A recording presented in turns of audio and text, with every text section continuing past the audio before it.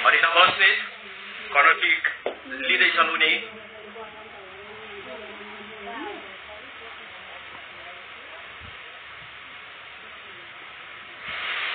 अनि नबस्ने यो corner kick सदुपयोग गर्न सक्छन् या सक्दैनन् अन्य प्लेयरहरूले यो हेर्न भने बाँकी रहेको छ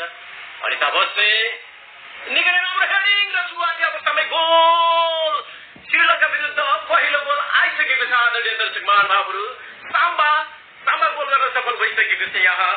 नेपाली टिमको लागि एक गोल आइसकेको छ उत्कृष्ट खेल अत्यन्तै सुन्दर र मनमोहक खेल प्रदर्शन गर्दै नेपाली टिमहरू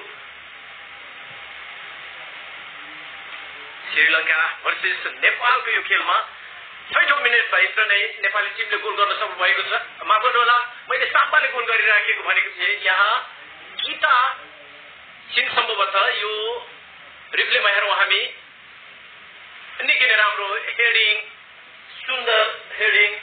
जर्सी नम्बर 12 का खेलाडी तपाईँहरूको माझमा हामी प्रस्तुत गर्दैछौँ उहाँको खेल गीता राणा पहिलो गोल गर्न सफल नेपाली टिमको लागि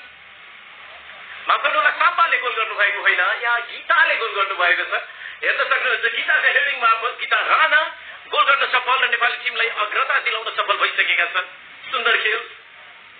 उत्कृष्ट खेल 7औं मिनटमा नेपाली टिमले अग्रता लिइसकेको छ यो समयमा आइपुग्दा अत्यन्तै सुन्दर खेल सञ्जित अधिकारी गोल लेख्दै हुनुहुन्छ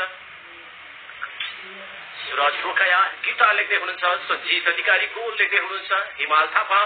जसोबेन मिनाप लेख्दै हुनुहुन्छ यस अफकोर्स आज तपाईँ अनुमान लगाउनुहोस् त नेपाली टिमले कतिसम्म गोल गर्न सक्छ But before you are this